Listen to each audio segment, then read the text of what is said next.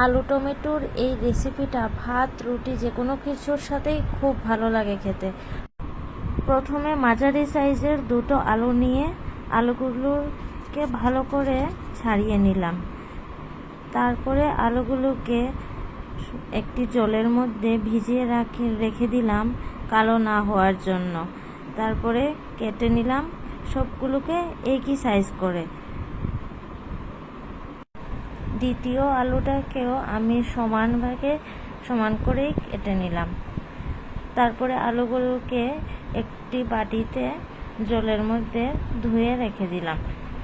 ভালো করে ধুয়ে নেওয়ার পর জল থেকে তুলে আরেকটি বাটিতে রাখলাম। তারপরে আমি দুটো টমেটো নিয়ে নিলাম। টমেটোগুলোকে একদম কুচি কুচি করে কাটবো না, একটু বড় বড় করেই কেটে ভালো করে ধুয়ে রাখবো। টমেটোগুলো মোটামুটি আমার কাটা হয়ে গিয়েছে। এখন টমেটোগুলোকে ভালো করে ধুয়ে আলুর সাথে তুলে রাখবো। এবারে 3টে কাঁচামরিচ নিয়ে কাঁচামরিচগুলোকে কেটে ঠিক আলু টমেটোর সাথেই রেখে দিলাম। এবারে গ্যাস জ্বালিয়ে কড়াই বসিয়ে দিলাম। কড়াইটা গরম হয়ে গেলে কড়াইতে অল্প তেল দেব, দিয়ে নাড়াচাড়া করে গরম হয়ে গেলে তেজপাতা, দুটো শুকনো মরিচ দিয়ে একটু নাড়াচাড়া করে নেব। শুকনো মরিচ আর তেজপাতা থেকে একটা ভালো গন্ধ বেরিয়ে এলে আলু টমেটোগুলোকে কড়াইতে দিয়ে দেব, দিয়ে একটু নাড়াচাড়া করব।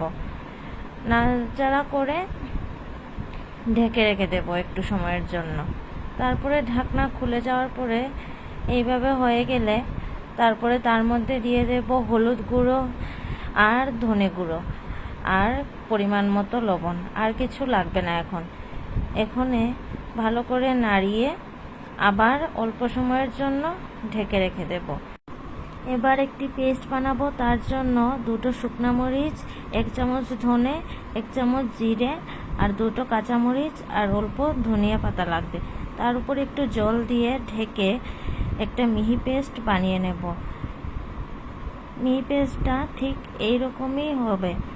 তারপরে ঢাকনাটা তুলে অল্প একটু নাড়াচাড়া করব। নাড়াচাড়া করে ওই পেস্টটা ঢেলে রেখে একটু নাড়াচাড়া করেই আবার আমরা ঢেকে রেখে দেব 5 মিনিটের জন্য। 5 মিনিট পর খুলে দেখবেন ঠিক এই রকম হয়ে গিয়েছে, পুরোটাই সিদ্ধ হয়ে গিয়েছে। সিদ্ধ হওয়ার পর ধনেপাতা কুচি দিয়ে একটু নাড়াচাড়া করে নামিয়ে নিলেই হয়ে যাবে আমাদের এই আলু টমেটোর রেসিপিটা। আলু টমেটোর এই রেসিপিটা ভাত রুটি সব কিছুর সাথেই খেতে খুবই ভালো লাগে। একদিন বানিয়ে দেখবেন, খুব ভালো লাগবে। আপনারা ঘরে বানিয়ে জানাবেন কেমন হলো।